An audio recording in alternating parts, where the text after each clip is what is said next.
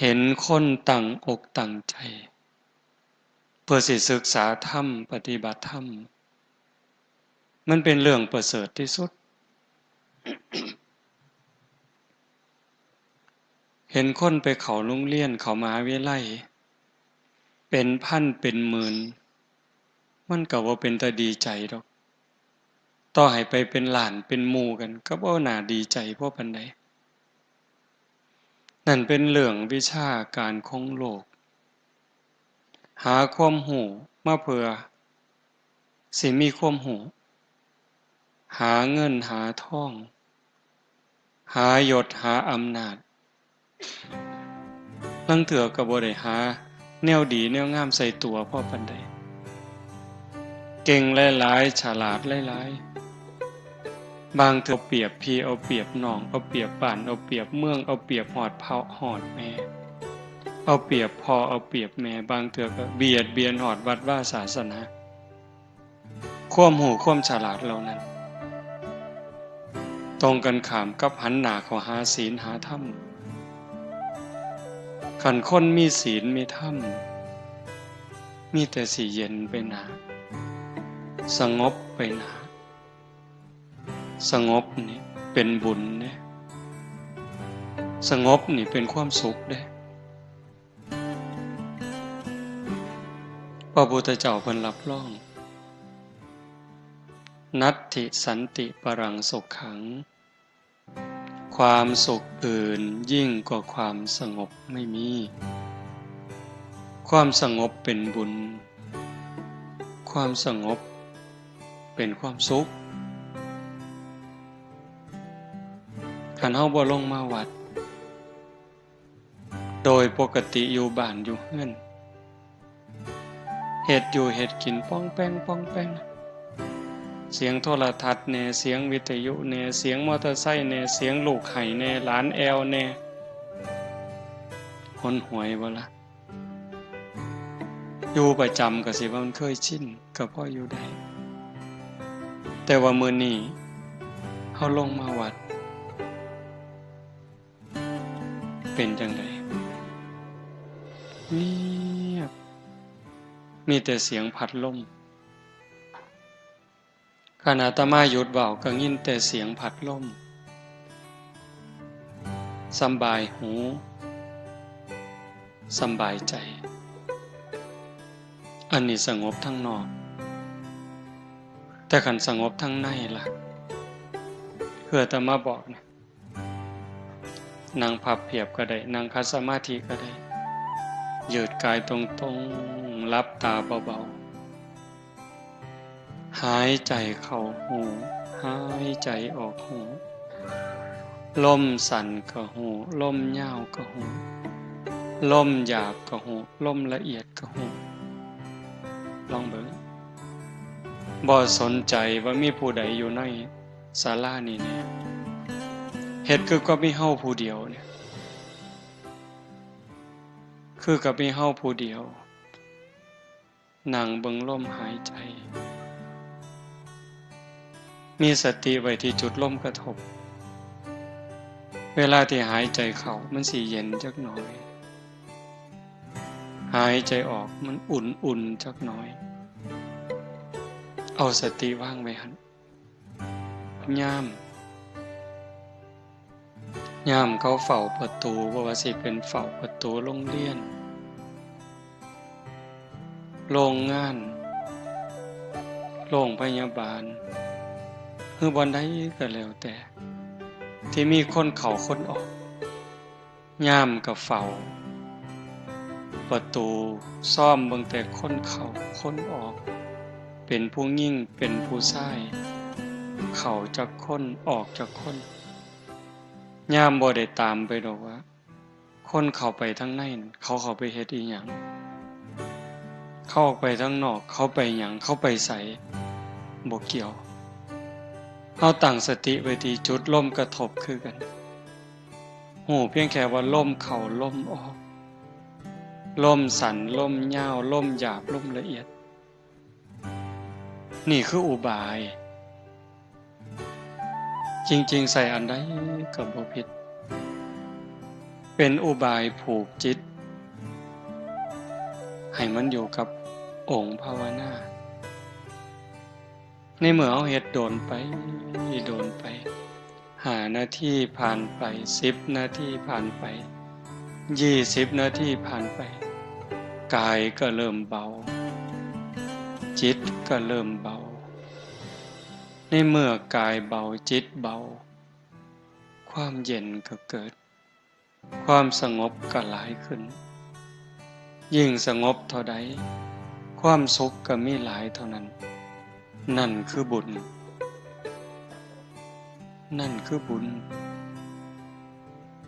บุญเป็นที่เพิงปุญญานิปัลโลกัสสมิงปฏิทาโหติปานินังเพราะเหตุว่าบุญนั้นเป็นที่พึ่งของสัตว์ทั้งหลายในโลกหน้าพร้อมทั้งโลกต่อไปเพิงยังก็บ่ประเสริฐสำกับเพิงบุญเพิงผัวเพิงเมียเพิงลูกเพิงหลานเพิงพี่เพิงน้องกับเพิงใดในข้าวที่หักกันในข้าวที่หักกันในข้าวที่มีศีลมีธรรมในใจคันเวลาใดที่ศีลที่ธรรมจืดจางไปจากใจแล้วผัวกลายเป็นข้าศึกศัตรูเมียก็กลายเป็นข้าศึกศัตรูลูกเต่าเหล่าหลานญาติพี่น้องกลายเป็นข้าศึกศัตรูเฮาได้ยินข่าวอยู่ซุมื้อผัวขาเมียมันบ่น่าเป็นแต่มันก็เป็นเมียขาผัวลูกขาพ่อแม่ขาลูกพี่น้องญาติทรัพย์สมบัติขานั่นที่เพิงภายนอกว่าท่านมั่นคงถาวรอีหยังบ่ท่านปลอดภัยแต่ว่าบุญเนี่ยกลายเป็นที่เพิง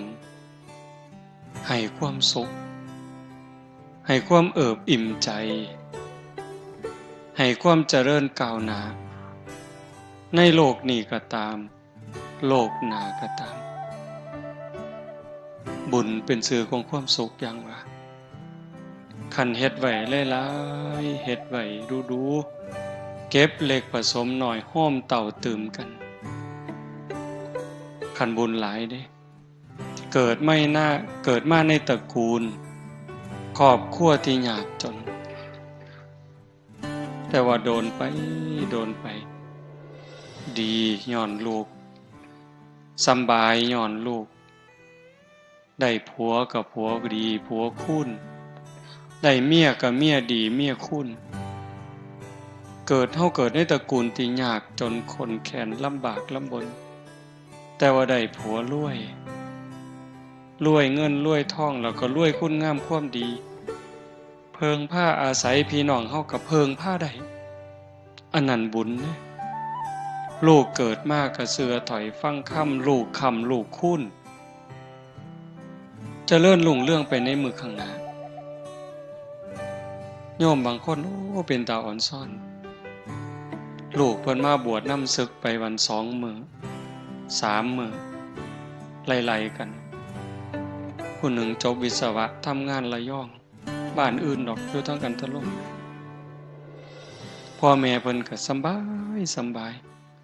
ลูกผู้หญิงทำงานอยู่กระทรวงพัฒนาสังคมและความมั่นคงของมนุษย์ปฏิบัติธรรมบ่แต่งงานอยู่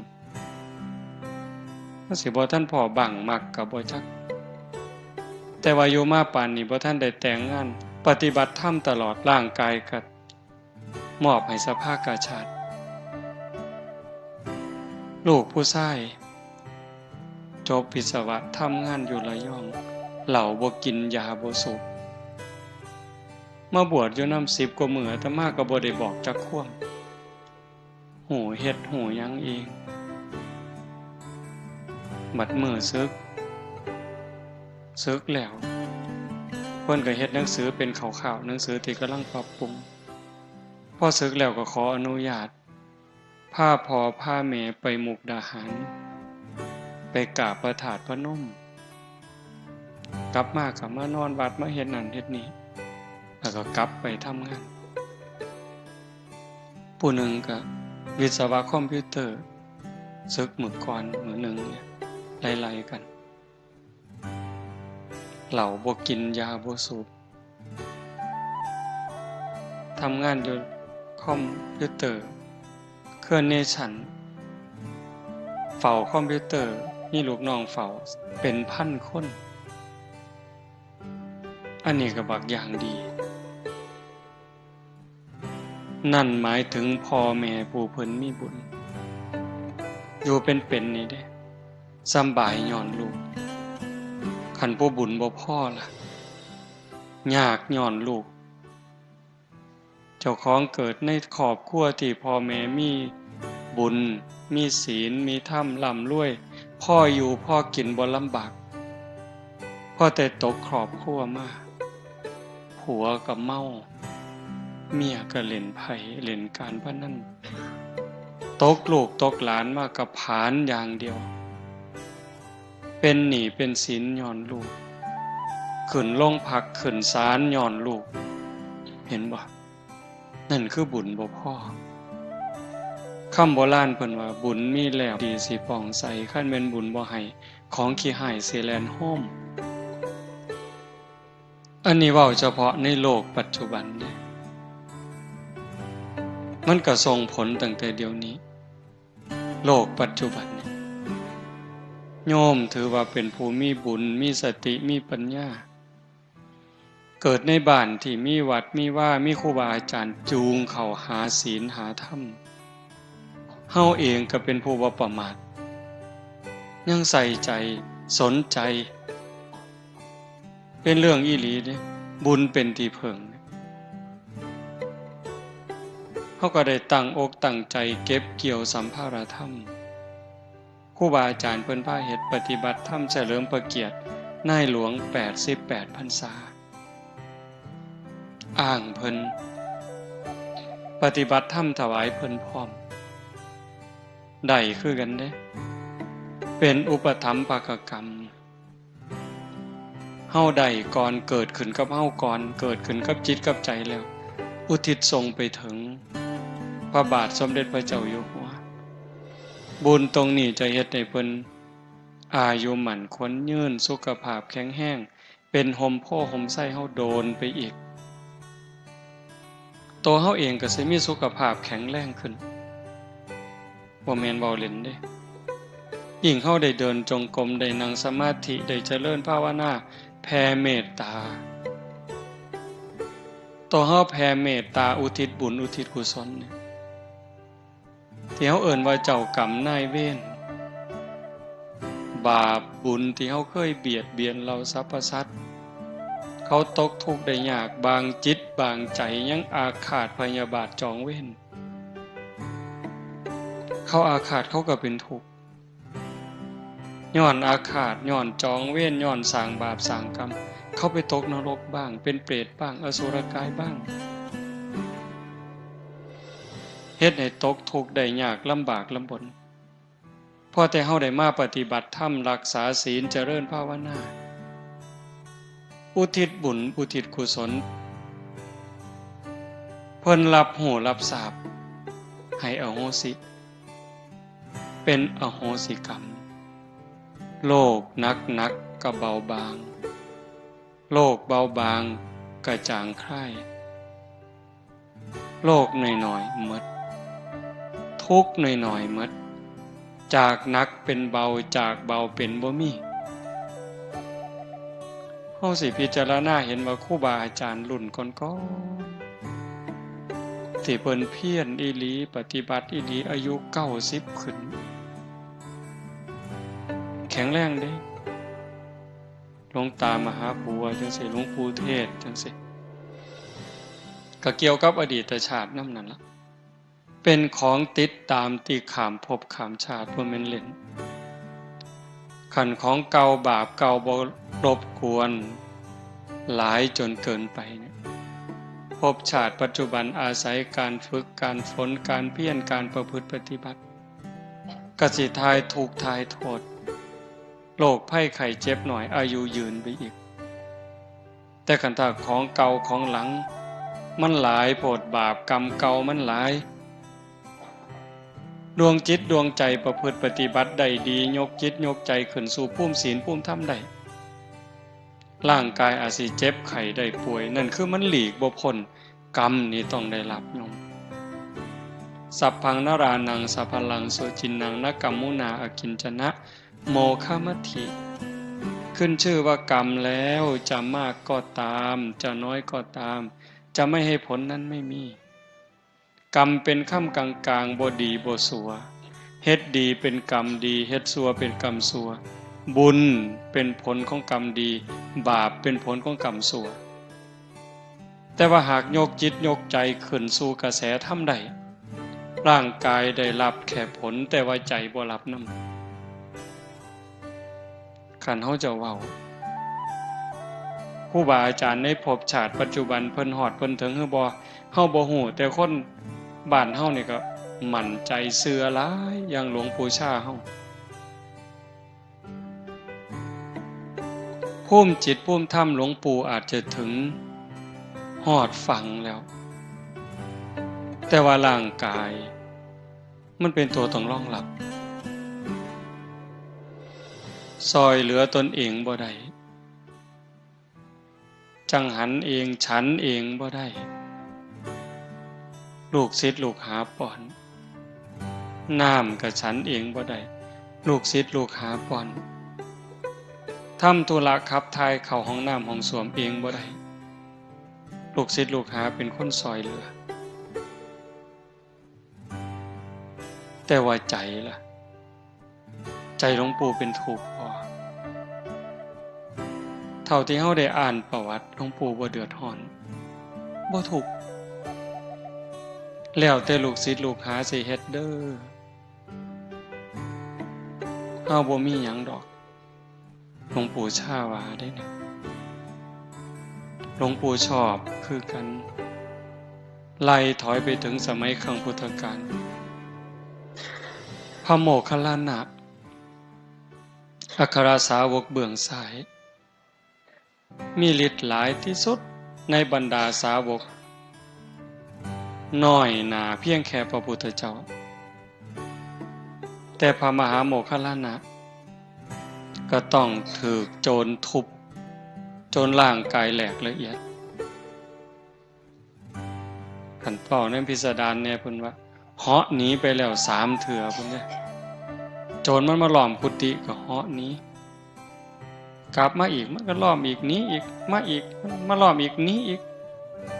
สุดท้ายพิจารณาเป็นอีหยังมันจังสิมาล้อมขาล้อมตีเฮาแท้พิจารณาเห็นบาปกรรมเคยตีพ่อตีแม่ตั้งแต่อดีตชาติบ่หนีแล้วกรรมจะต้องได้รับก็เลยมานั่งให้ล่อให้โจรมันทุบสุดท้ายเขาก็ทุบจนแหลกละเอียดยังบ่ทันตายได้นี่คันบอกภาษาเฮาร่างกายแหลกละเอียดแล้วโจรมันหูว่าตายแล้วร่างกายแหลกละเอียดแล้วก็พากันหนีก็ใส่ฌานใส่สมาธิรวบรวมร่างกายเป็นโตเป็นตนอีกเทื่อนึงไปกราบลาพระพุทธเจ้าพุ่นเด้โยมกราบลาพระพุทธเจ้าแล้วก็จังกลับมาร่างกายแหลกคือเก่าดวงจิตจังออกจากร่างเรื่องจังสี่คันเว้าภาษาคนเฮาธรรมดายุคปัจจุบันส่วนใหญ่เขาบ่เชื่อแต่ถามอาตมาได้มันเชื่อบ่อาตมาเชื่อเป็นหยังจังเชื่อเพราะพระพุทธเจ้าตรัสเรื่องสัจธรรมตรัสเรื่องความจริงธรรมะเป็นสัจจะเป็นความจริงเป็นอากาลิโกเอหิปัสสิโกเห็นบ่ สันทิฏฐิโกเป็นสิ่งที่ผู้ศึกษาและปฏิบัติจะพึงเห็นได้ด้วยตนเองอากาลิโกปฏิบัติได้ให้ผลได้ไม่จำกัดการเอหิปัสสิโกเป็นสิ่งที่เรียกให้มาดูท่านจงมาดูเถิดนี่คือท่าพิสูจน์ของจริงนั่นบ่ย่านเห็นว่าจังว่าโยมมาเฮ็ดเนี่ยนี่คือสิ่งที่โยมได้นี่คือบุญคือสิ่งที่เฮาได้เป็นสมบัติติดเนื้อติดตัวผัวเมียลูกหลานญาติพี่น้องตามผู้ใดไปเนี่ยว่าฮักกันฮักอีหลีอีหลอคือแก้วตาดวงใจเนี่ยผัวตายขันเมียยังเป็นสาวนี่โว้ยหอดบ่เป็นสาวปานใดแล้ว40 50ยังเอาผัวใหม่อยู่นี่บางคนผู้ลางคนบ่ทันตายได้ผัวโซ่ซื่อๆบ่เป็นตลอดมักบ่าวเสยเด้บ้านตาไห้บ่รับประกันละแต่ศรีสะเกษมีแล้วเว้ยเมียตายเอาเมียไหมเนาะลังเถื่อบ่ทันตายซ้ำบ่หาแต่โซ่จ้อยมันทำท่าเฒ่าซื่อๆนี่เว้ยแก่ง่ายตายช้าเพิ่นว่าลังเถื่อก็บ่ทันเฒ่าซ้ำดอกโบราณเพิ่นว่าก้นหม้อข้าวบ่ทันดำมันก็ปากันแล้วมักผู้ใหม่ซุมื้ออาตมาว่าบ่หาแต่ก้นหม้อบ่ทันดำดอกแกะถุงพลาสติกบ่ทันแล้วซ้ำเพราะมันบ่ได้นึ่งข้าวบ่ได้เฮ็ดกินซุมื้อนี้มันซื้ออาหารถุงแต่งงานปั๊บไปอยู่นำกันไปซื้อถุงอาหารมาแก่บ่ทันแล้วซิมันก็บ่ถูกตาแท้เนาะบัดนี้ว่าปาซ้ำยมฝ่ายผู้แขนบ่ทันได้นับสมมีจักเส้นไปคนละทางล่ะนั่นเห็นบ่สิเพิงได้จังได๋คันบ่มีศีลบ่มีธรรมเป็นเครื่องค้ำจุนใจแล้วมันเพิงบ่ได้แต่คันบุญล่ะเป็นที่เพิงผ้าอาศัยในภพชาติปัจจุบันในขณะเป็นได้ผัวกับผัวดีได้เมียกับเมียดีได้ลูกกับลูกดีเฮ็ดบ่พอได้ก็ได้บ่พอมีก็มีบ่พอเหลือก็เหลือโรคภัยไข้เจ็บหน่อยอายุก็ยืนบัดนี้ไปไสก็มีแต่คนหักคนแพงต่างกันเด้คนมีบุญกับคนบ่มีบุญผู้จังหนึ่งผู้บุญหลายบ่งามปานใดดอกแต่ว่าเบิ่งปานใดก็พอเบิ่งบ่อิ่มนะโยมบ่งามพอเป็นนางสาวไทยบ่พอเป็นพระเอกหนังดอกแต่ว่าเหลียวเบิ่งแล้วมันบ่อิ่มตามีเสน่ห์อยู่ในตัวลึกๆทำงานก็มีผู้ใหญ่เมตตาให้ความสนับสนุนนี่บุญเนี่ยแม่นสิตายจากโลกนี้กลับไปสู่สุคติมีสวรรค์เป็นต้นเกิดใหม่ใส่บุญกินบุญทั้งสวรรค์เป็นร้อยวันพันปีเมื่อเวลาต้องกลับมาเกิดเป็นคนอีกขันบ่ทันถึงความเป็นพระอริยเจ้าบ่ทันถึงที่สุดแห่งธรรมก็ต้องกลับมาเกิดอีกพอกลับมาเกิดปั๊บเกิดในตระกูลสูงอันนี้บุญหลายดิเกิดในตระกูลสูงบุญหลายไปกว่านั้นอวัยวะครบถ้วนหน้าตาดีผิวพรรณดี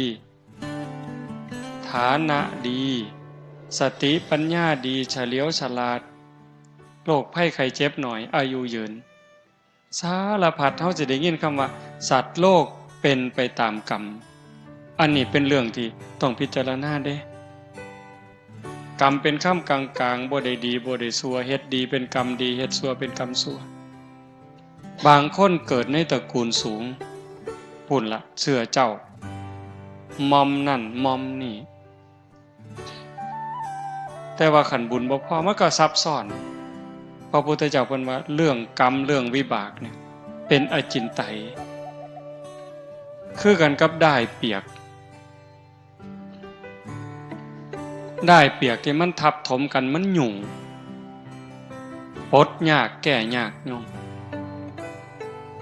เขาจะเห็นว่าบางคนเกิดในตระกูลสูงเชื่อพระวงศ์แต่ว่าขี้ไล่เห็นบ่เกิดในตระกูลสูงเชื่อพระวงศ์บางคนก็หน้าตาดีแต่ว่าโง่เอาที่ละก็เป็นหมดทั้งเทื่อพิการทั้งเทื่อโรคหลายอย่างสินั่นคือบุญบ่พร้อมมันบ่สมบูรณ์เฮ็ดดีอันนึงแต่ว่าขาดอันนึงให้ท่านเนี่ยสิเฮ็ดให้รวยแต่ว่าขาเขามาท่านน่ะรวยอยู่แต่ว่าอายุสั้นมักเบียดเบียนสัตว์มาท่านมาทำบุญรวยอยู่แต่พิการเอาติล่ะ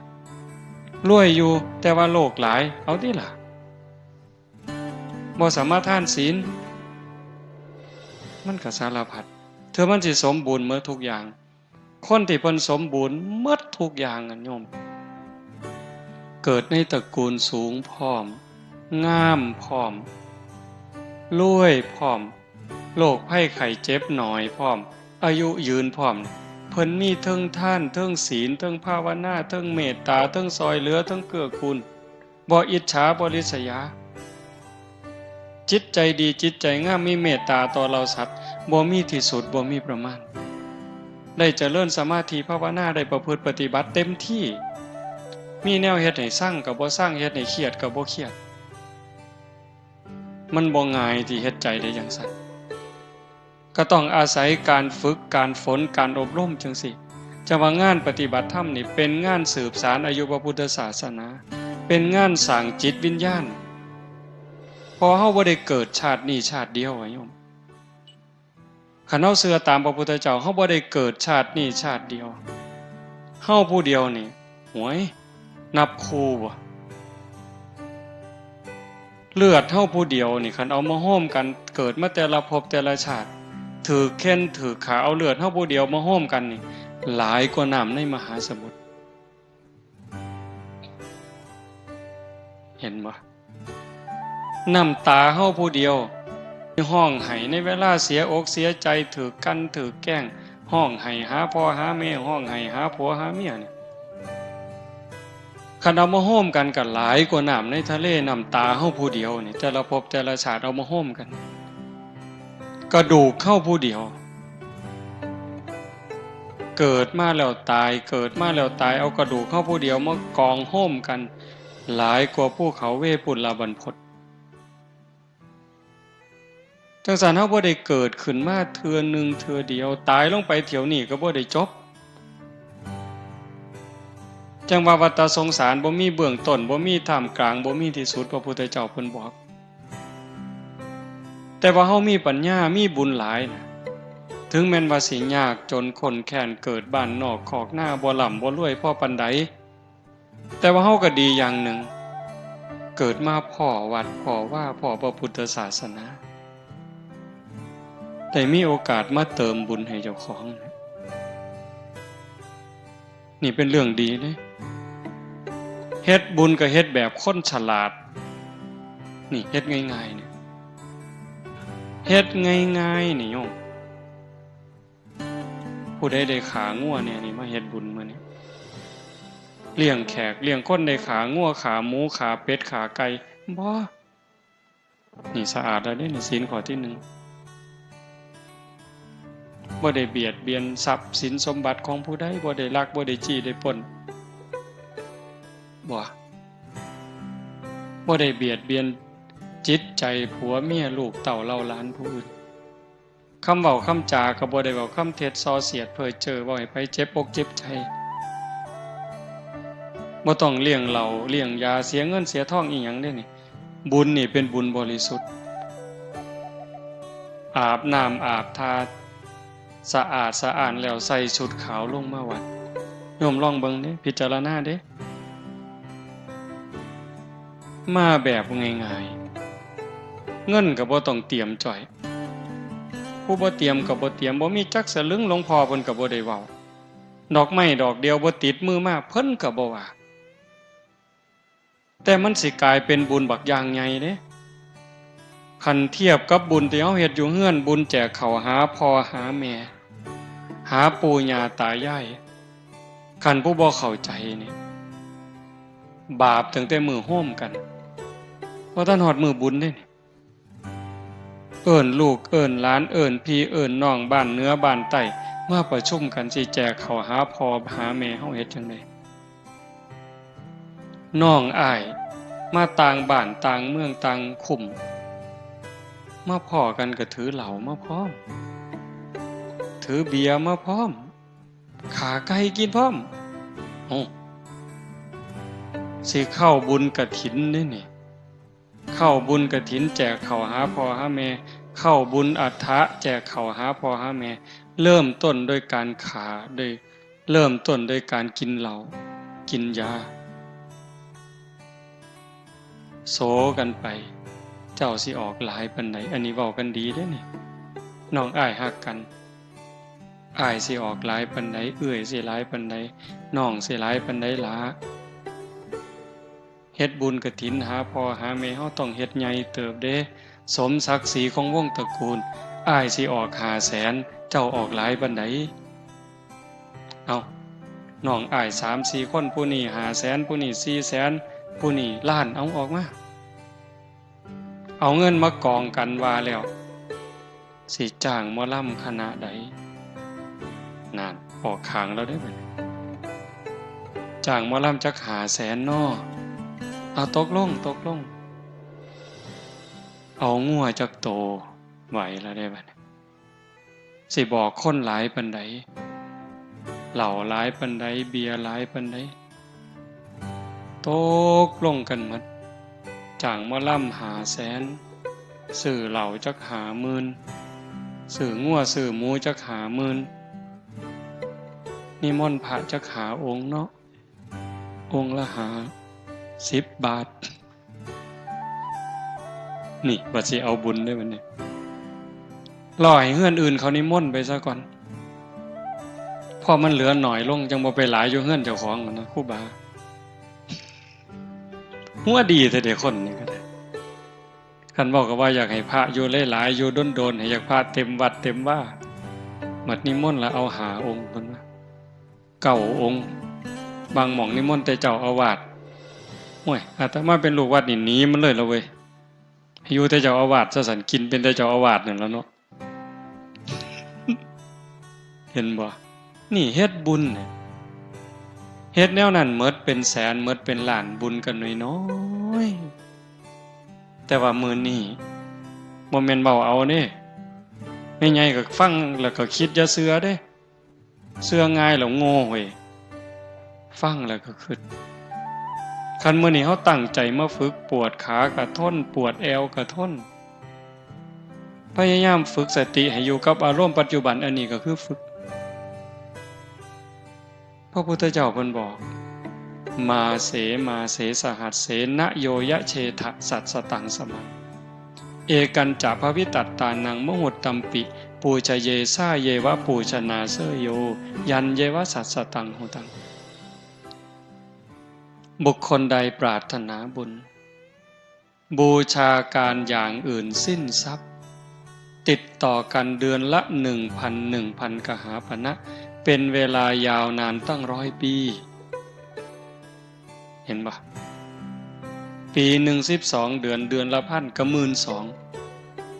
10 ปี100กับ20 เดือน10 ปีนี่12,000 120,000คัน100 ปีล่ะ1,200 เดือนล้าน200,000หมดเงินล้าน200,000ใส่เวลา100 ปีเมื่อยเท่าใดเสียเคิกเวียกเคิกงานเท่าใดแต่พระพุทธเจ้าว่าแม่นสิเฮ็ดหลายปานนั้นก็ได้บุญหน่อยกว่าการบูชาผู้ฝึกตนแม้เพียงครั้งเดียวการบูชาแปลว่าการแสดงออกถึงการหูคุณหูค่ามื้อนี้ เฮาแสดงความเคารพบูชาต่อพระรัตนตรัยนี่ดอกไม้มาซ้ำนี่เทียนซ้ำนี่ผู้บางคนบ่มีดอกไม้บ่มีธูปเทียนเอามือนี่กราบลงไปกราบลงไปกลางพื้นระลึกนึกถึงพระพุทธเจ้าอะระหังสัมมาสัมพุทโธภควาอันนี้ก็บูชาเด้ยกขันดอกไม้ใส่หัวอิมินาสการเรนะอันนี้ก็บูชาเด้บูชาคือการแสดงออกถึงการรู้คุณรู้ค่ากล่าวคำสักการะว่าออกมานี่ด้วยคำเคารพด้วยการสักการะเพียงแค่กล่าวคำอรหังสัมมาสวากขาโตสุปฏิปันโนเทื่อเดียวได้บุญหลายกว่าผู้ไปทำบุญอย่างอื่นเลี้ยงเหล่าเลี้ยงยาขาสัตว์ตัดชีวิตจ้างมาหลองมาล่ำมาสู่กันเบิงเมิดเงินตั้งว่า1,200,000ใส่เวลา100 ปีได้บุญหน่อยกว่าการมากราบลงกลางผืนซื่อๆนี่พระพุทธเจ้าเว้ารับประกันอาตมาบ่ได้ว่าเอาเองเนี่ยเพิ่นพาเฮ็ดพาทำจังซี่บ่แม่นของเล่นเฮาคิดว่าเล่นก็เล่นสำหรับผู้เล่นแต่ผู้อีหลีมันอีหลีเด้อากาลิโกปฏิบัติได้ให้ผลได้ไม่จำกัดการเฮ็ดดีเดี๋ยวนี้ก็ดีเดี๋ยวนี้เฮ็ดชั่วเดี๋ยวนี้ก็ชั่วเดี๋ยวนี้พระเจ้าบ่เกี่ยวสิมาดลบันดาลผู้ใดให้ดีให้ชั่วบ่ได้พระพรหมสิมาลิขิตไปให้ดีให้ชั่วบ่ได้แต่การกระทำของเจ้าของนั่นเฮ็ดให้เจ้าของดีเจ้าของชั่วโยมอยู่บ้านมีลูกมีผัวมีเมียทำมาหากินปากกัดตีนถีบกลางแดดกลางเดินโยมก็เป็นพระใดขันใจโยมเป็นพระใจนี่มันเป็นพอเกี่ยวกับเครื่องแต่งตัวเด้อยู่บ้านอยู่สองบ่มีสูทขาวใส่แต่ว่าใจมีศีลมีธรรมมีความเมตตาอายสัวกลัวบาปกลายเป็นใจพระเห็นบ่ใจนี่เป็นเนี่ยเป็นตำรวจแต่ว่าไปหลักเขาไปปล้นเขาใส่สูทตำรวจแต่ใจเป็นโจรประพฤติตัวอย่างโจรก็กลายเป็นโจรในเครื่องแบบเห็นบ่ใจเป็นใหญ่ใจเป็นประธานทุกอย่างสำเร็จที่ใจใจถึงก่อนสิสุขนี่ก็ใจสุขสิทุกข์นี่ก็ใจทุกข์สิเดือดร้อนก็ใจร้อนสิสงบร่มเย็นก็ใจสงบร่มเย็นคนเนี่ยมันเป็นผู้ลิขิตโลกโลกร้อนเพราะใจคนร้อนโลกเย็นเพราะใจคนเย็นโลกนี่มันสิวุ่นวายก็เพราะใจคนนี่ซับซ้อนวุ่นวายโลกสิสงบร่มเย็นก็ย้อนคนเด้ถ้าใจคนสงบใจคนร่มเย็นคือโยมอยู่จังสิโยมลองคิดเบิ่งมาถ้าหมดโลกคนหมดโลกเนี่ยมีจิตใจคือญาติโยมบ้านท่าไห้อำเภอเขืองในเมืองอุบลเฮาเนี่ยเป็นจังสี่หมดโลกตอนนี้สินับถือศาสนาพุทธก็ตามนับถือศาสนาคริสต์ก็ตามนับถือศาสนาอิสลามก็ตามนับถือศาสนาพราหมณ์ศาสนาซิกก็สั่งว่านับถือศาสนาใดๆก็ตามหากว่าทุกคนในเวลานี้หมดโลกเนี่ยมีจิตใจคือโยมอย่างหน่อยๆก็ข่มจิตข่มใจละร้อนก็ทนหนาวก็ทนหิวก็ทนง่วงก็ทนปวดขาปวดแข้งก็ทนพอใจก็ทนบ่พอใจก็ทนพยายามสงบใจขันคนทุกคนในโลกเป็นแนวนี้มันสิขากันบ่โยมบ่สงครามมันสิมีบ่การเอารัดเอาเปรียบกดขี่ข่มเหงยักยอกหลอกลวงกันมันสิมีบ่การเค้นการขาการด่าร้ายกันมันสิมีบ่มันมีบ่ได้ขันใจคนเป็นแนวนี้ที่ใจญาติโยมเป็นจังซี่ก็ย้อนโยมมีธรรมเป็นหยังโยมจังได๋มีธรรมก็ย้อนโยมไฟบุญ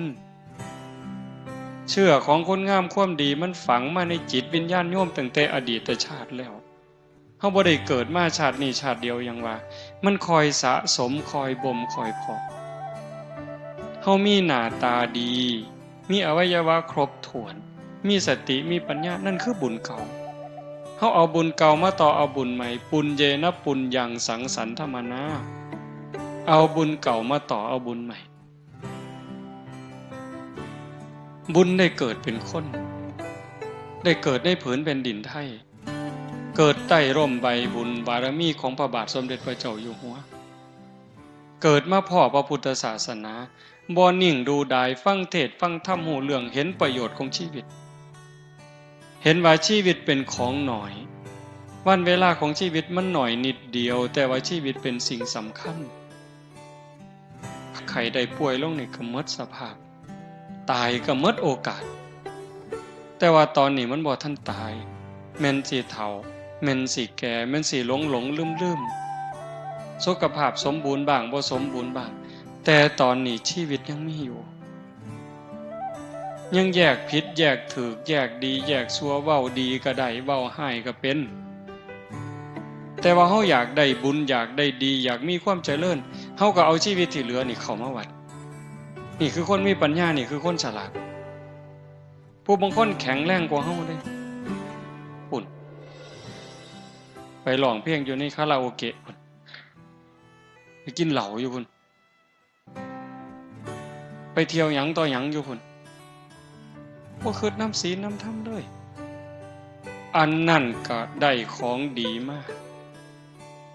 ได้ร่างกายได้ชีวิตของความเป็นมนุษย์มาบักอย่างดีแต่ว่าบุญบ่พอ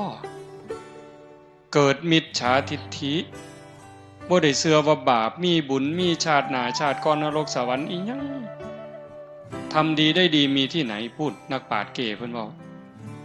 ทำดีได้ดีมีที่ไหนทำชั่วได้ดีมีถมไปว่าซิผัวไผเมียไผลูกไผบ่ว่ามาแต่ได้แม่นดีสิขามศพคนไปก็ได้ว่าให้ได้ยศได้ตำแหน่งได้อำนาจวาสนามาสิขามหัวคนไปจะคนกูก็บ่งึดอันแนวนั้นได้ไม่เป็นร้อยล้านพันล้านแสนล้านก็สร้างโยมอย่าไปอ่อนซ่อนอย่าไปงึดมาเป็นร้อยล้านมีอำนาจขับโลกนั่นคือคนขาดทุนนั่นคือคนอาภัพมันสิได้ไปหยังล่ะยังเว้าบังหั่นดินดอนตอนหญ้าเฮือนซ่านบ้านซองรถล่ามาสร้างลูกเต่าผัวเมีย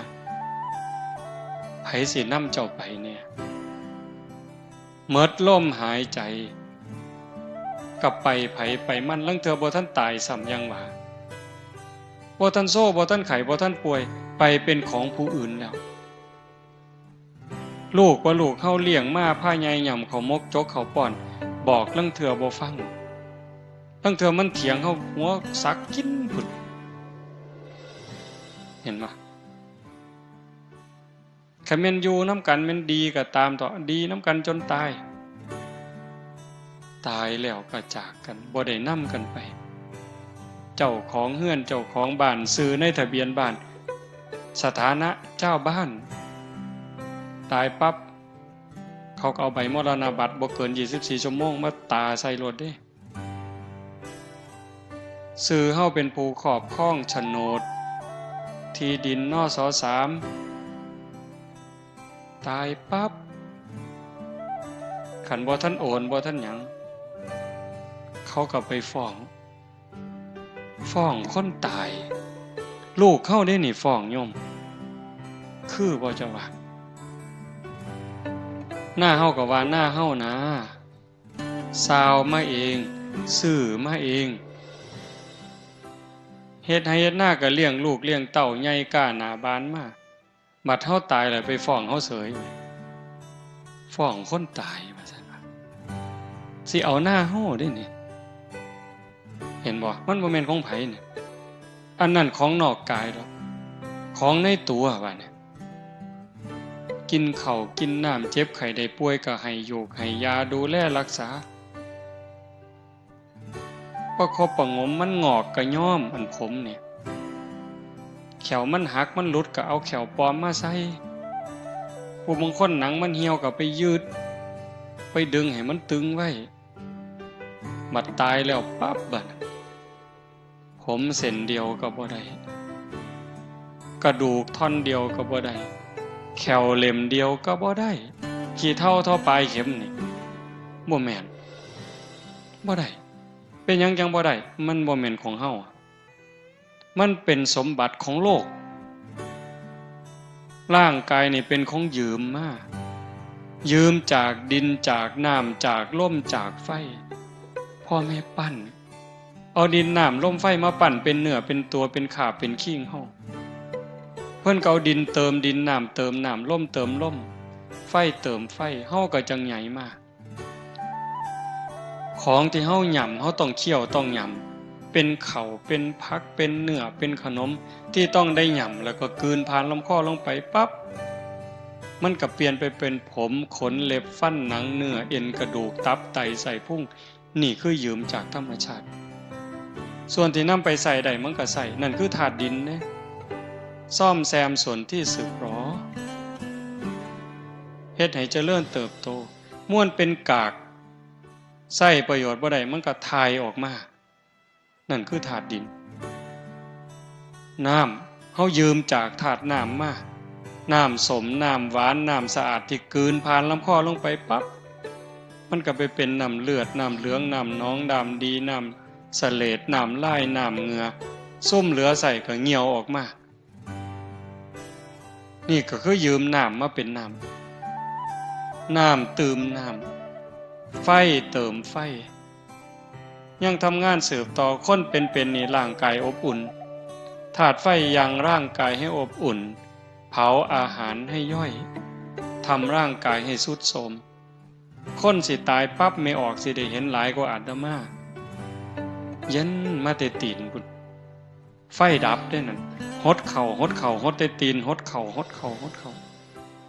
บางคนก็เย็นตั้งแต่หัวมากับตีนลวงเข้าหากันจอดเขา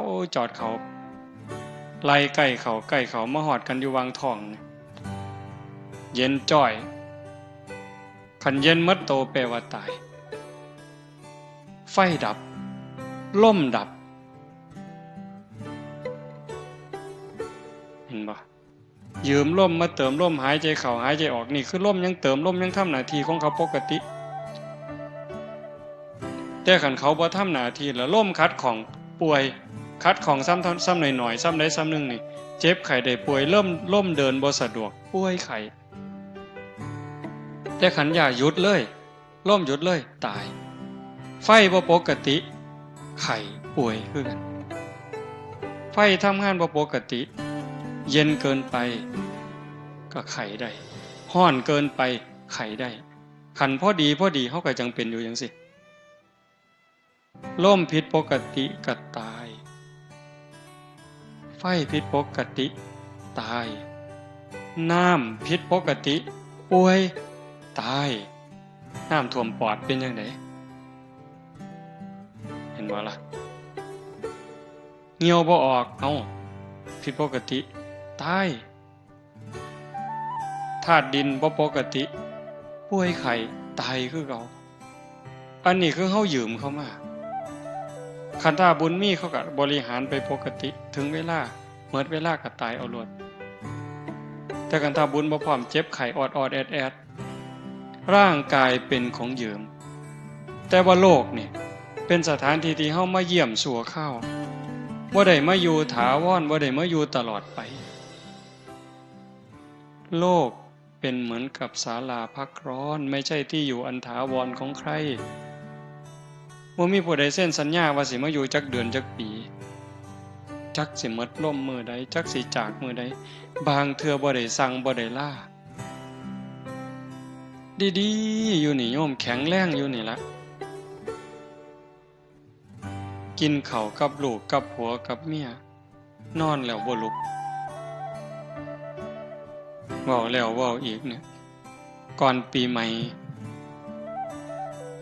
โยมเมืองอุบลบ้านขามใหญ่คนบุญบักอย่างคักเด้อเนี่ยอาตมาได้เฮ็ดถนนก็เอาแบบอย่างเพิ่นนี่แหละเป็นโยมเนาะหลายปีแล้วเพิ่นนิมนต์อาตมาไปเทศน์ ส่วนพี่ส่วนน้องทอดผ้าป่าเทถนนจากหมู่บ้านไปสู่หมู่บ้านเทถนนคอนกรีตหมู่ก็เฮ็ดน้ำเล่าบักอย่างคักอยู่เด้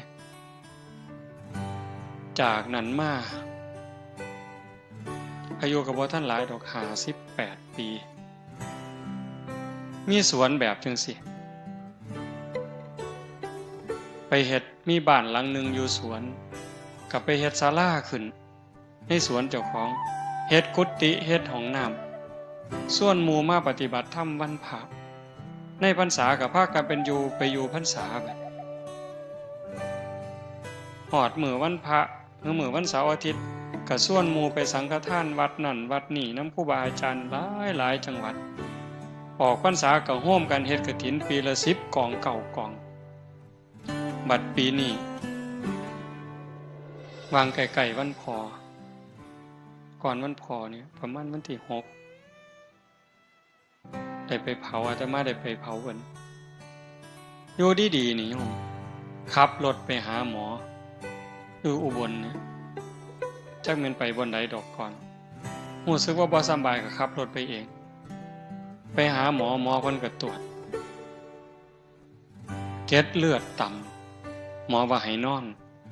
เพิ่นก็เลยบอกหมอว่าผมนอนบ่ทันได้ดอกครับบ่ได้บอกลูกบอกเมียผมมาผู้เดียวผมขอไปบอกลูกบอกเมียก่อนขับรถไปบอกลูกบอกเมียลูกเมียก็แต่งเสื้อผ้าหน้าแพร่ก็มานำกันขับรถมาอีกไปบนเก่าเขาก็ว่าอาการหนักส่งเข้าโรงพยาบาลสรรพสิทธิ์ตรวจอีกเทื่อก็ว่าเกล็ดเลือดต่ำยืนยันขอบริจาคเลือดด่วนญาติทำอยู่ไสก็มาบัดนี้มาบริจาคเลือดบริจาคเกล็ดเลือดแต่ว่าเอาบ่อยู่เขาทั้งนึงก็ไหลออกซ้ำกับเทน้ำทิ่มสุดท้ายก็เสียชีวิตอยู่คืนเดียวโยมเห็นบ่โยมอีกผู้หนึ่งวันที่4ผู้หญิงมาเนี่ยวันที่4ท่านว่าอาตมาพาปฏิบัติธรรมหน้าศาลากลางเราก็ไปนำอยู่จนแจ้งยามมื้อเช้าเราก็ไปตักบาตรอยู่อบตบ้านเราทั้งราศียามมื้อแลงก็กินข้าวกับลูกกับผัวกับเมียก็นอนกับลูกกับผัวแล้วก็นอนตี3เสร็จลุกมาเข้าห้องน้ำกลับไปนอนใหม่พอนอนลงข้าวเดียวหายใจแห้งกึกผัวปลุกปุ้มขึ้นรถไปโรงพยาบาลราศีไปหอดหมอเขาว่าหมดลมตั้งแต่ครึ่งทางอันนี้บ่ได้สั่งบ่ได้ลาได้คนบุญบักคักได้นี่ทอดผ้าป่าทอดกฐินสร้างวัดสร้างพระพุทธรูปใหญ่หลายๆหม่องแต่บัดสุดท้ายก็คือจังซี่คนดีก็ตายคนชั่วก็ตายแต่ว่าเฮาสิตายแบบคนดีเฮาสิตายแบบคนชั่วมันบ่จบโยมคันตายแล้วมันจบเนี่ยอาตมาก็สิเศร้าเว้าแต่หึงแต่มันบ่จบเด้งานจังซี่เป็นงานฝึกงานบุญอย่างอื่นมันก็ได้แต่บุญนะเฮาฟังเข้าใจบ่สวดมนต์วางแรงอาตมาเชื่อว่าสวดคำสอนของพระศาสนานี่ขอแรกเลยเฮาเอิ้นว่าหัวใจสัพพปาปัสสะการนังการไม่ทำบาปทั้งปวงนี่ขอแรกพระพุทธเจ้าบ่สอนเขาก็สอนมาแต่ก่อนแล้ว2กุศลสูปสัมปทาการทำกุศลให้ถึงพร้อมอันนี้เขาก็สอนก่อนพระพุทธเจ้าแล้วพระพุทธเจ้าว่าถึกแล้วพระองค์ก็นำมาสอนต่อละบาปถูกต้องบำเพ็ญบุญก็ดีงามแต่ว่าบ่ทันปลอดภัยตัวที่แน่นอนที่สุดที่พระพุทธเจ้าสอนสจิตตปริโยทปนังการชำระจิตของตนให้ขาวรอบชำระจิตได้จังได๋ฮู้จักชำระอยู่บ่เช็ดล้างเช็ดทำความสะอาดล้างทำความสะอาดล้างใจเนี่ยล้างใจให้มันสะอาดจากหักจากสั่งจากได้จากเสียจากมีจากเป็นล้างใจให้มันสะอาดจากความโลภความโกรธความหลงความเกลียดความกลัวอิจฉาริษยาไผสิล้างให้บัดเนี่ยสะเดาะเคราะห์900วัดมันก็บ่เซาบัดอันความอิจฉาคน รดน้ำมนต์ห่วยอยาสาว่าแต่น้ำมนต์นะเอาน้ำซี่มาหมดล้างก็บ่เซาเด้อันโลกอิจฉาคนนี่โยมเคยอิจฉาคนบ่โยมเคยอิจฉาคนบ่เจ้ามันเป็นจังได๋อิจฉาคนเนี่ยอิจฉาตาร้อนแม่นบ่สมมุติว่าอิจฉาเอาอิจฉาคนนายกเนี่ยได้ยินแต่ชื่อลาวเฮาก็บ่เป็นตาอยู่แล้วฮ้อนหูฮ้อนหวยล่ะยิ่งคนย่องเราโอ้ยแม่ใหญ่กอจะแม่นเราดีเด้อเราเป็นคนใจบุญสุนทานซอยเหลือบ้านซอยเหลือเมืองโอ้ยทั้งนี้ใจสิขาดแล้วกูยังซักอยู่ยังแต่มาเว้าเจ้าเคยเป็นบ่แนวนี้มันดีบ่บัดนี้สร้างคนนี่อิจฉาคนนี่มันดีบ่ก็หัวมันบ่ดีอยู่แต่หมู่เจ้าก็บ่เลิกโง่คือฉลาดบัดนี้อิจฉาตาร้อนคันเรามาทางนี้แล้วเห็นกับพุ่นหันหน้าไปทางพุ่นกูบ่อยากเห็นปานนั้นก็ยังอุตส่าห์สร้างบ่เศร้าอยู่เด้นี่คันบอกว่าฉลาดเด้นี่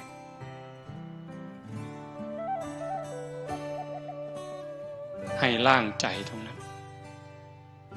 จากล้างสั่งล้างอิจฉาล้างโลภล้างฮอดดีประสุดท้ายให้จิตมันอยู่เหนือดีเหนือชั่วคือโยมนั่งสมาธิผู้นั่งมาตั้งแต่ต้นอาตมาบอกมาชั่วโมงนึงแล้วคือบอกข้าวเดียวว่าสิเว้าน้อยๆถูกยาดีบ่บัดนี้เนาะผู้นั่งมาตั้งแต่ต้นเด้นี่คือบ่ออกเพิ่นนั่งเถียงมาแต่แรกคือตอนนี้จิตตอนนี้ถามว่าฮักบ่โยมลองเฮ็ดใหม่ก็ได้หยุดตัวตรงๆหายใจเข้าหายใจออกถามว่าจิตตอนนั้นตอนที่อยู่กับลมปัจจุบันเห็นลมเข้าลมออกเนี่ยคือผู้เบิ่งลมมันเบิ่งยากนั่งหยุดตัวตรงๆหลับตาเบิ่งรูปเจ้าของหนังมีสติไล่ตั้งแต่ฝ่าเท้าซ้ายจังใดเท้าขวาจังใดมือซ้ายมือขวาจังใดกายตั้งตรงบ่ก้มไปบ่เงยไปบ่ให้เห็นเจ้าของนั่งหลับตาเนื้อลืมตาในเอาสติเบิ่งรูปเจ้าของนั่งเห็นภาพเจ้าของนั่งชัดเจนตอนนี้นะถามว่าใจหักบ่มีความหักบ่บ่มีความสร้างมีบ่โลภมีบ่ย่านผีบ่ขันใจอยู่กับอารมณ์ปัจจุบันจังซั่นบ่หักบ่สร้างบ่โกรธบ่เกลียดบ่กลัวบ่อิจฉาริษยานั่นคือจิตเป็นอิสระเฮ็ดจังได๋สิพอกพูนจิตตรงนี้ไว้ให้มันได้หลายๆมันมีความเข้มแข็งคนธรรมดาอย่างเฮานี่เฮ็ดได้อยู่แต่บ่เข้มแข็งได้ชั่วครูชั่วยามโยมคันเฮาเฮ็ดบ่ได้ถึงที่สุดฝึกบ่ได้ถึงที่สุดทอดกฐิน8ล้านกองละ800ล้านเจ้าก็บ่ปลอดภัยอย่าซะว่า800กองแล้ว8ล้านกองก็ได้กองละ800ล้านก็บ่ปลอดภัยเป็นหยังเพราะว่าจิตเฮานี่กลับกอกเกิดเร็วดับเร็วเพียงแค่ชั่วรัดนิ้วมือนี่เหยียดนิ้วมือออกนี่กำเข้ามาปุ๊บนี่จิตเกิดดับแสนโกรธขณะ10ร้อยเป็นพัน10พันเป็นหมื่น10หมื่นเป็นแสน10แสนเป็นล้าน10ล้านเป็นโกรธแสนโกรธขณะนี่กรึบซ้ำนี่ใจเฮามันเกิดดับไว้มันคิดเรื่องนั้นเรื่องนี้ไว้วิทยาศาสตร์เพิ่นว่าแสงเร็วกว่าเสียงฟ้าเหลื่อมศรีสะเกษนี่ปั๊บปุ่นจัก2นาทีปุ่นจังสิดังมาฮอดบ้านตาหายจังสิฟ้าห้องหึมมาฮอดพี่เหลืองมึงก็วนแป๊บๆยังขี้ไล่ก็ครึ่งนาทีจังสิ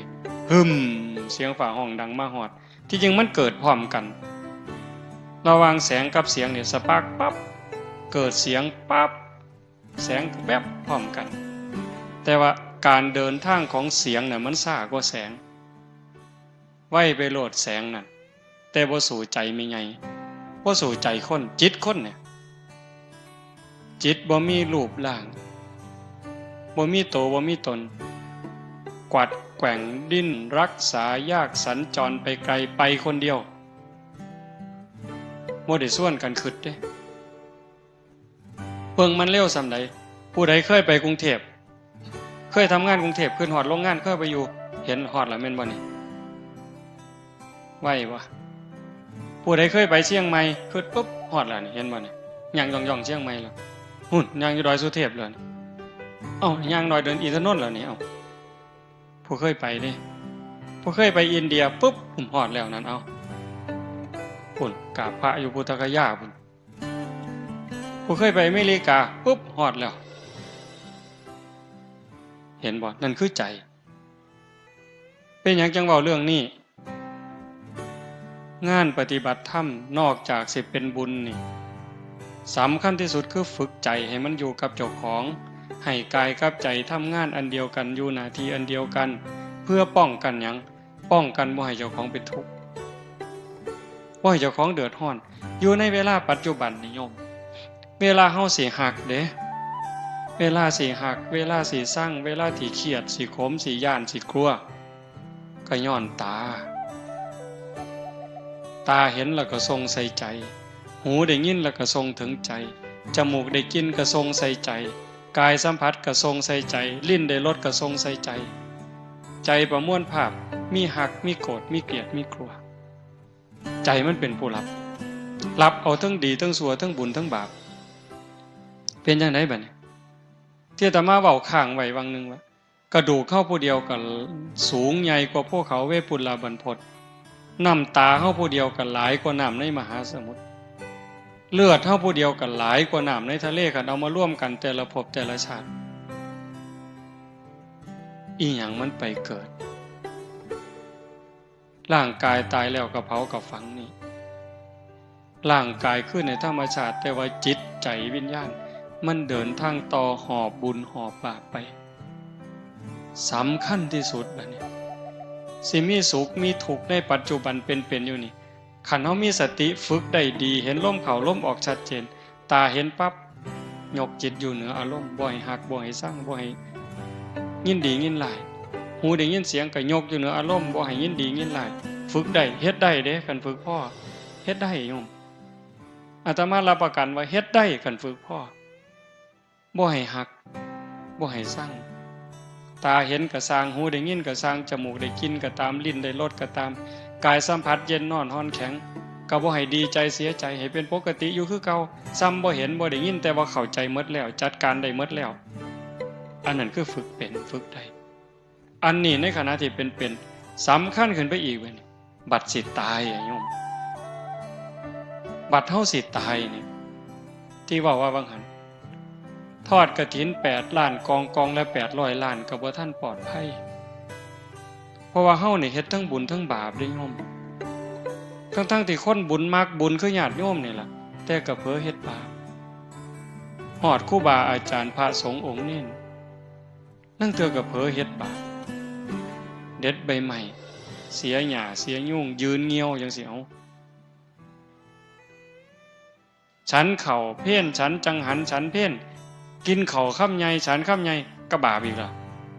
เขาดีล่ะฉันไปนำว่าไปนำก็บาปอีกแล้วกัดข้ามเข่าก็บาปอีกแล้วเฮ็ดจังได๋บัดนี้บุญก็เฮ็ดอยู่บักคังคักนี่เด้เป็นพระเป็นเน้น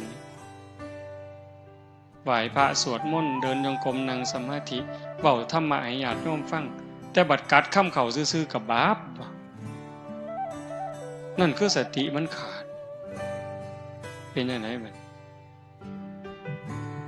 บัดสิตาย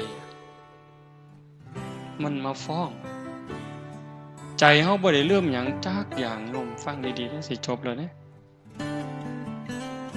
จิตเฮานี่บ่ได้เริ่มหยังจักอย่างมันบันทึกข้อมูลที่เฮาเฮ็ดมาด้วยกายวาจาใจที่ถึงพร้อมด้วยเจตนาความคิดคำเว้าการกระทำใดๆตั้งแต่เฮาจำความใดถึงพร้อมเจตนามันถูกบันทึกไว้ในใจเฮาหมดคอมพิวเตอร์ว่ามันเก่งมันสิเก่งเพราะปานใดไวรัสกินข้อมูลเสียมิดปล่อยซ้อยไวรัสกินข้อมูลในคอมพิวเตอร์ข้อมูลเสียหายแต่ว่าใจเฮานี่โยมมันบ่ได้ลืมหยังจักอย่างโยมเพียงแต่ว่ามื้อนี้เฮาบ่เห็นซื่อคันโยมได้นั่งสมาธิได้เดินจงกรมฝึกจิตฝึกใจไปจักระยะหนึ่งมันจะเริ่มจ จำได้เรื่องเล็กๆน้อยๆคอรอแคแลจอกรอแคแลจำหมดจำไปพุ่นละหอดนอนในกระด้งพุ่นโอ้ยอาตมาจำได้อะโยมบ่คิดว่าสิจำจักเม็ดจักสิจำมาเฮ็ดหยังเนาะของจังซั่นนอนในกระด้งเพิ่นเอาสมุดกับดินสอไว้เทิงหัวมีมีดโกนอยู่เทิงหัวแม่เพิ่นป้อนเขาเลิกศีลมาไว้ครึ่งเขาเอาตีนลูกกับตีนแม่ไปนำกันเอาหัวลูกหนุนเขานี่ยำเขามกไว้ตองเหย้านี่จำได้บักดีเลยเด้นี่พอหางซ่อนตักมาพอป้อนใส่ปากต้อยหน้าต้อยหลังเธอสิคืนเขาหมดค่ำนึงเอามือจุ่มน้ำในโอยดใส่ปากป้อนเขาบ่ทันแล้วขี่ใส่ขาเพิ่นบ่สั่งบ่เครียดลางมื้อป้อนเขาบ่ทันแล้วเฮาบ่ทันอิ่มซ้ํผู้เขาใหญ่กว่าเอื้อยเขาผู้เขาเป็นเอื้อยแล่นมาญาติกินข้าวหมกจื้อได้จักสิจื้อไม่เป็นประโยชน์อีหยังอันของจังซั่นอันนี้บอกว่ามันบ่ลืมถ้ามาจำได้ย่างน้ำก้นโยมแม่เป็นเด็กน้อยกำลังย่างเป็นหาบเพิ่นหาบกระตาหน้ามันสิฟังนึงมันสิเป็นแอนกลางเป็นคู่ทั้งปีเป็นโน่นซ้ายทั้งนี้เป็นโน่นสิขึ้นมาบ้านย่างมากำลังยกขาขอมกันแท้โยมแม่เพิ่นว่าสิพาไปอยู่บ้านพ้นขาวไปอยู่น้ำปูน้ำยาจำได้จักสิจำให้มันเป็นอีหยังอันนี้เรื่องจังสี่บ่ถึงว่าเป็นบาปเป็นกรรมแต่ว่าเรื่องที่เฮาฆ่าสัตว์ตัดชีวิตไปอูฐกินนู่นผู้ใดเคยอูฐกินนู่นเนี่ยสอนหวกสอนปลาลูกคอกได้เม่งนะข้าวสารผู้ใดเคยเป็นเนี่ยนี่สอนแพร่กระแงงได้เม่งข้าวสารนี่ยัดใส่ปากเลยโอ้ได้กุ้งเต้นจับหนวดมันไว้กัดกินเลยพอไปใส่ได้ย่ายนี่มันถ้าเอาเฮาหมดได้นี่สอนได้หัวขี้โพบีบขี้แต่แก๊ดหัวกบบีบไว้ปัญญังหัวขี้โพบ่เอาบันไดหัวเขียดแก่หน้านี่มันบ่มีขี้บันไดยังได้ดีจักล้านโตแล้วเจ้าหมดแดงดินมันขึ้นมาบนกินเขาอยู่ใต้ตารางเฮือนอยู่ใกล้เถียงหน้าต้มน้ำห้อนเทลวกนั่นเสร็จหมดนี่ม่วนหมู่นี่แง่หมดแดงลองเบิ่งหายหนูบัดนี้อาตมาได้เฮ็ดน้ำพุ่นผ้าเฮ็ดเนาะไปเกี่ยวเขาพ่อหนูจังสิปุ่มเฟื่องอัดไว้หม่องนึงเทน้ำหายบัดนี้แล่นออกมาถือขวานไม้มูดเอาบัดนี้ได้หลายตัวแฮงแต่หมานบัดนี้บ่ฮู้ว่าบาปจักเม็ดได้ใหญ่ลองเบิ่งติล่ะคนปานนั้นนี่ไปเอาต้อบัดนี้พูนกกใหม่บักสูงนึงผู้ใหญ่เพิ่นก็ขึ้นเอาไฟอูดไฟล่นได้ห่วงมันลงมาอาตมาเป็นเด็กน้อยก็แกะบัดแกะเอาลูกมันใส่คุไปแกะถือคนนึงแม่มันวิวออกมาใส่หัวเอาตกให้หน้าบ่ได้ห้องบ่ได้สั่งเลยตกให้หน้าท้วนเลยเป็นจังไดบัดจื้อมาหมดบัดนี้แต่กี้บ่จื้อเด้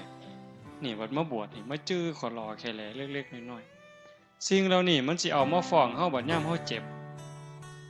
ยามเฮาเจ็บยามเฮาไข้ยามเฮาสิตายมันสิเอาแนวหมู่นี้มาขันใจเฮานึกเห็นภาพบ่ดีใจขาดปัดตอนนั้นไปบ่ดีก่อนไปนรกก่อนที่จริงบุญก็บ่ไปไสล่ะบุญอยู่หั่นล่ะแต่ว่าใจมันไหลลงต่ำตามใจน้ำสิไหลลงตามหอมบ่ทันไหลกอดขึ้นเวียนเกี่ยวสู่ดอยแนวดีแนวงามบ่คิดแต่แนวบ่ดีเด้ดำรินี่พระพุทธเจ้าเพิ่นจึงสอนนี่ในมรรคมีองค์8สัมมาสังกัปโปดำริชอบดำริออกจากกามเลยข้อที่1เลยนี่อวิหิงสาวิตโปดำริออกจากการบ่ เบียดเบียนนำหลีออกจากการบ่มุ่งร้ายนั่นคือทางถูกแต่ว่าใจคนล่ะยอมซ่อมเบิ่งเจ้าของได้โยมคนวัดคนว่าคนเฒ่าปานนี้ล่ะใจมันคิดเรื่องหยังคิดเรื่องกามบ่รูปรสเสียงสัมผัสอยู่ซื่อๆจิตมันสิไปคิดแต่เรื่องจังซั่นเกือกกลัวอยู่จังซั่นออกจากเรื่องกามรูปรสกลิ่นเสียงล่ะเบียดเบียนสิไปเอาของผู้ใดสิไปโกงเอาของผู้ใดคันบ่จังซั่นปั๊บผู้ใดมันเฮ็ดหยังให้กูพยาบาทได้บัดนี้ผู้นั้นมันเคยว่าให้กูผู้นี้มันเคยเอาเปรียบกูผู้นั้นมันเฮ็ดพี่กูน้องกูอันนั่งสมาธินี่อาตมาเคยเว้าหมู่อาตมาก็เป็นอยู่ดอกแต่หันบ่ทันเว้าปานเล่าอาจารย์สมคิดจันนิ่งหนองไปนั่งน้ำกันอยู่วัดพิษป่านแก่งอำเภอเขมราชไปน้ำกันปีนั้นหลายองค์นั่งสมาธิชั่วโมงนึงอะโยมนั่งอยู่ชั่วโมงนึงน้ำกันก็เที่ยงที่รีไปก็ได้วัดหลวงพ่อใหญ่เพิ่นผ้าแผ่เมตตาแผ่เมตตาอย่างดีเด้นี่สัพเพสัตตาสุขิตาโหนตุอเวลาโหนตุว่าไปพอแผ่เมตตาจบไหว้พระเลิกสมาธิเป็นจังไดอาจารย์สมคิดเว้าความแรกขออภัยนะโยมอยากเตะปากผู้ใหญ่บ้านเด้ว่าซั่นอ้าวเป็นหยังล่ะเครียดให้ผู้ใหญ่บ้านเพิ่นก็เป็นเจ้าอาวาสเพิ่นปั่นไฟแห้งบัดนี้ยุคนั้นทุกวัดเขาสิมีห้านหมอลำแม่นบ่ล่ะนุ่นอาตมาไปอยู่สกลนำอาจารย์สมภพใหม่ๆมันคักเด้บ่ได้ย่านตายจักเม็ดได้ตอนนั้นอาจารย์สมคิดคือกันบ้านเพิ่นอยู่อุดรอำเภอศรีธาตุม่างห้านหมอลำเขาบัดนี้เดินหมอลำกับปลูกกกไม้ใส่เดินวัดผู้ใหญ่บ้านเขาเอางัวมาลามสู่มือเพิ่นก็ไปผูกกกไม้ใส่ที่บัดเอาไปมาพวกทั้งพระผูกกกไม้บัดนี้ผู้ใหญ่บ้านเขางัวมาลามพิษกันหลายผู้นึงกับปลูกผู้นึงกับงัวมาลามสู่กันอยู่เป็นพรรษาออกพรรษามาผู้ใหญ่บ้านกับผ้าลูกบ้านผ้าพี่พ่อน้องเขามาไล่เพิ่นหนีบัดหนีมากกระเซิงมากบัดนี้ไปปฏิบัติธรรมนำกันนั่งสมาธิชั่วโมงนึงแล้วก็คือเห็นแต่ผู้ใหญ่บ้านเอางัวมาผูกใส่กกไม้ลาวที่บัดนี้ออกจากสมาธิก็อยากเตะผู้ใหญ่บ้านทนตัวบัดนี้เบิ่งติล่ะแทนที่นั่งสมาธิจิตสิสงบจิตสิเย็นมันสิมียุบหนอพองหนอพุทโธอีหยังเกิดเห็นแต่หน้าผู้ใหญ่บ้านที่ลี่อยู่ตั้งแต่เดิมนั่นคือใจโยมรักษามันง่ายบ่เจ้าว่าพยาบาทบัดเฮาสิตายมันเป็นจังซี่ปั๊บโอ้ยโยมพระกับพระไผกับไผไปเลยนรกอย่างเดียวคันมันขึ้นฮอดบุญมานี่เห็นภาพเจ้าของนั่งสมาธิเห็นภาพแม่ขาวพ่อขาวหลายๆใจขาดตอนนั้นเจ้าบอกว่าข่อยบ่ไปข่อยอยากลงนรกบ่ได้เด้โยมมาบานเพิ่นก็เตะขึ้นสวรรค์เลยเด้เตะขึ้นสวรรค์เลยข่อยบ่ไปเพิ่นก็ว่าเจ้าต้องไปเลยเด้นั่นเพราะว่าใจมันไปจิตดวงสุดท้ายในชีวิตนี้เป็นจิตดวงแรกของชีวิตหน้าการฝึกการฝนนี่ยังจำเป็นอาตมานั่นเป็นมือสุดท้ายเนี่ยบอกให้ฟังว่าคันแม่นว่ามันตายอาตมากับบ่ทันหม่อมนรกเป่าเต็มปากเลยโยมมื้อวันที่31นะสวดมนต์ข้ามปีพอดีเทิงภูเขานี่ภูเขาปั่นเอาเองพวกรถเพิ่นเฮ็ดมันมีก้อนหินขอหลอกแค่แลเนาะอาตมาเพิ่นสิลงไปอาตมาเลยว่าโอ้เจ้าไปเคลียร์ให้แน่เอารถไปเอาก้อนหินออกจักหน่อยเพื่อให้มันนั่งสบายมันมีหญ้ามีหยังนำเพิ่นก็รถไปแล่นหน้าแล่นหลังมันก็เป็นดินน่องขึ้นมาบัดนี้มันดินน่องขึ้นมามันค่ำๆอาตมาก็เลยส่วนครูบาเอาเฟืองไปปกจักหน่อยหาโยมเพิ่นขึ้นไปนั่งสมาธิยามกลางคืนก็พากันเอาเฟืองขึ้นไปเอาเฟืองปก มันผันล่มมือวันที่31นั่นล่มแห้งๆมันบ่ซองไปใต้ฐานพระผันเห็นศาสตร์บัดนี้โอ้ปูเฟื่องแล้วก็เอาศาสตร์มาปูโยมกับ4คนก็เจ้าก็มาสมทบมาแต่กันทะลักในมาแต่แถวๆนั้นอีกโยม4คนพระอีกองค์1 2กับอาตมาปูศาสตร์แล้วอาตมาเป็นเห็นขอนไม่อยู่ค่าประมาณแขนเนี่ยอยู่มันก็ใหญ่เติบเนาะเฮ็ดจังได๋เนาะเอามือคุ้ยบ่ตีนก็เอาตีนไปยันตีนยันมันก็ขยับแล้วสิเอาย่านศาสตร์มันปิวลงภูเขาก็สิเอาไม้มาทับถนศาสตร์บัดนี้พอแต่ไปยกขึ้นมาปั๊บเลิศโยมหัวว่าเป็นหยังนี่เลยไม่งอด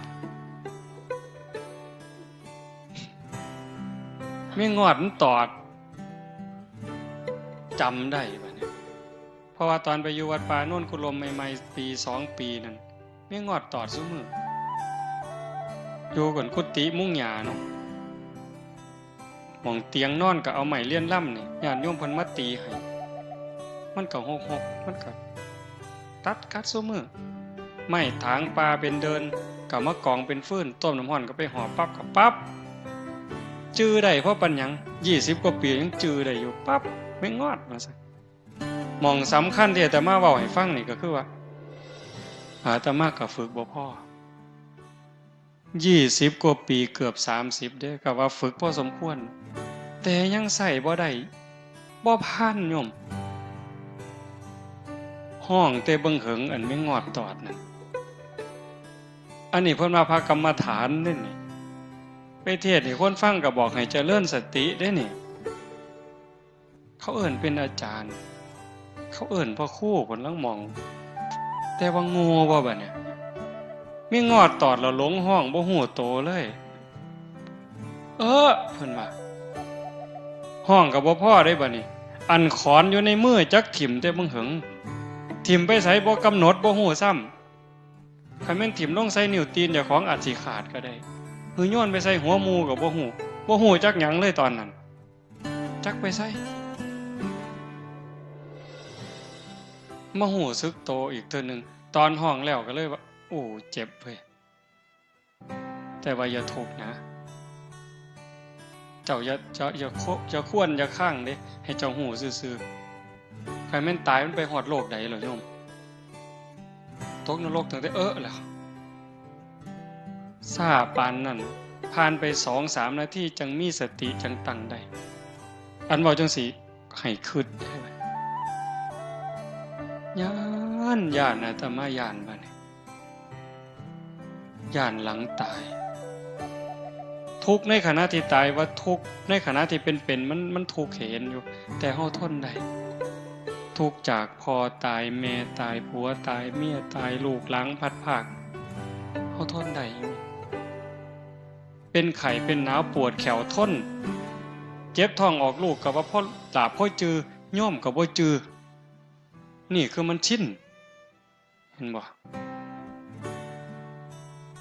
แต่ว่าทุกข์หลังตายล่ะนรกล่ะเป็นแนวใดเปรตเป็นแนวใดคันตามตำราเนี่ยมันเป็นตาย่านแท้จังว่าเพิ่นพาเฮ็ดงานจังซี่ปฏิบัติจังซี่ให้โยมตั้งใจมื้อนี้ซ้ำมาฝึกกลับไปอยู่บ้านอยู่เฮือนนั่นคือสนามรบวัดนี่มันเป็นบ่อนฝึก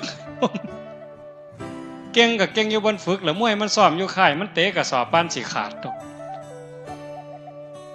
เตะเป้ากับปานสิขาดใส่หมู่พุ่นล่ะแต่ว่าขึ้นเวทีนี่ขาสั่นเที่ยๆยกขาก็บ่ขึ้นยกกำปั้นก็บ่ขึ้นจากมัดหนักก็กลายเป็นหนักมัดไปโลดดอกอันนี้มาวัดนี่มานั่งสมาธิหลับตามิ่งๆนี่บ่มีผู้ใดห้ายเจ้าเนาะพระก็มีแต่ย่องเจ้าก็สบายใจดีอันนี้มันสนามฝึกลบไปเฮือนผัวก็จมเอาลูกก็แอวเอางัวก็ออกคอกก็ร้องเบิ่งเอา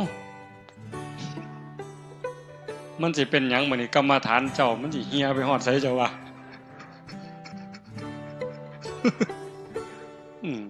บ่ต้องเว้าถึงล้มสิตายเด้จักสิเจ็บแขวจักสิเจ็บข้างจักสิเจ็บตับเจ็บปอดแล้วโรคมะเร็งมันยังแต่บ่ย่านสารพัดโยม แต่ว่ามันดีที่สุดคือการได้เกิดมาเป็นมนุษย์ได้พอพระพุทธศาสนาได้มีศรัทธาได้ฝึกเด้เข้ามาเกิดมาเป็นมนุษย์ได้พอพระพุทธศาสนาขันบ่มีศรัทธาบ่ฝึกบ่ฝนกับบ่ดีหยังดอกโยมทั้งเธอขึ้นไปขึ้นมาอาจสิแพ้หมาขี่เหื่อนก็ได้เด้เฮานี่นะอาจสิแพ้หมาขี่เหื่อนก็ได้เป็นหยังจังวังซั่นหมาขี่เหื่อนมันเกิดมาใส่กรรมมันตายชาตินี้ตายปั๊บมันอาจจะไปเกิดเป็นเทวดาก็ได้อันคนเฮาผู้หล่อๆผู้งามๆนี่ผู้อยู่ดีกินดีแต่ว่าจิตใจบ่มีศีลบ่มีธรรมนี่ไม่ตายปั๊บมันอาจจะไปเกิดเป็นหมาขี่เหื่อนก็ได้แลกกันก็ได้เด้อบัดนี้ฝ่าวเฮ็ดเด้อบัดนี้ผู้เฒ่าเด้อญาติโยมเด้อฝ่าวเฮ็ดบุญน้อยๆก็ฟังเฮ็ดดีกับพ่อกับแม่พ่อแม่เนี่ยเป็นพระอรหันต์เป็นบ่อบุญอีหลีอีหลอคนอยู่ข้างอยู่เคียงกับผัวกับเมียกับลูกกับเต่าเว้าดีนำเขาเฮ็ดดีนำเขาลงวัดลงว่าได้เอาคันมีโอกาสก็ส่วนวันที่15 14 15ไปโฮมประพฤติปฏิบัตินำกันเพิ่นเฮ็ดลานถ้ำใหม่อยากโฮมพี่น้องไปนั่งให้มันเต็มปีนี้อาจสิมีแนวดีๆอาตมาใจบ่ดีวางหนึ่งว่าสิเศร้าซะดอกคิดเบื่อคิดนายแต่บัดซ่อมมันก็เป็นตาหลายกว่าเก่าบัดนี้แม่มื้อนี้ซุมมาแต่กรุงเทพก็สิมาซุมมาแต่โคราชก็สิมามันยากนำคนมื้อนี้นะก็ว่าสิมามันเอาไปมาสิหลายเด้นี่หลายก็หลายไปโลดไปสิม่วนคิดว่าสิพาโยมฝึกหลายๆปีนี้ฝึกหลายกว่าปีกายผ้าเล่นหลายพดข้าวเดียวก็ร้องเพลงข้าวเดียวก็ร้องเพลงเนาะนี่ก็สิมีบ่มีก็บ่ฮู้แล้วแต่ว่าจะพาปฏิบัติให้หลายขึ้นเพื่อเห็นแล้วว่าเฮานี่บ่ปานใดไม่งอดตอดก็ลงห้องจักสิห้องให้มันเป็นหยังก็ปวดซ้ำเก่านะบ่ห้องแล้วก็แล้วแต่นั่นคือขาดสติจังว่าต้องฝึกต้องฝนต้องเขี่ยวเจ้าของให้เต็มที่ว่าได้สรุปได้ว่าบ่มีผู้ใดซอยไผเจ้าของซอยเจ้าของกันฝึกได้ก็เอาตัวรอดคันฝึกบ่ได้ก็เอาตัวบ่รอดเข้าใจเนาะมื้อนี้สมควรแก่เวลาใส่เวลามาชั่วโมงครึ่งโยมขออนุโมทนาสาธุกับคณะสงฆ์ครูบาอาจารย์ญาติโยมสุโขสุขคนท้ายที่สุดก็ขอรัตนาอังอิงอำนาจแห่งคุณพระศรีรัตนตรัยคุณของพระพุทธเจ้าพระธรรมพระสงฆ์และอำนาจแห่งบุญกุศลคุณงามความดีที่มีทั้งหมดทั้งมวลในสากลจักรวาลจงหลอมร่วมเป็นตบะเป็นเดชะเป็นพลวะปัจจัยอำนวยหนุนทรงให้ครูบาอาจารย์ญาติโยมทุกท่านจงเป็นผู้เจริญงอกงามในภาษาธรรมคำสั่งสอนขององค์สมเด็จพระบรมศาสดาตลอดทั้งจตุรพิธพรชัยคืออายุวันนะสุขภละปฏิพันธ์ธรรมสารสมบัติให้เป็นผู้มีสัมมาทิฏฐิมีโอกาสประพฤติธรรมปฏิบัติธรรมให้ได้เข้าถึงธรรมที่พระท่านได้เข้าถึงได้หูแจ้งธรรมที่พระท่านได้หูแจ้งจนสามารถนำตนในพ้นทุกข์ได้มีความสุขกายสุขใจปรารถนาสิ่งหนึ่งประการใดหากเป็นไปโดยชอบประกอบโดยธรรมก็ขอให้ความหวังความปรารถนานั้นจงสำเร็จทุกๆประการโดยทั่วกันทุกท่านทุกคนทุกรูปทุกนามเถิด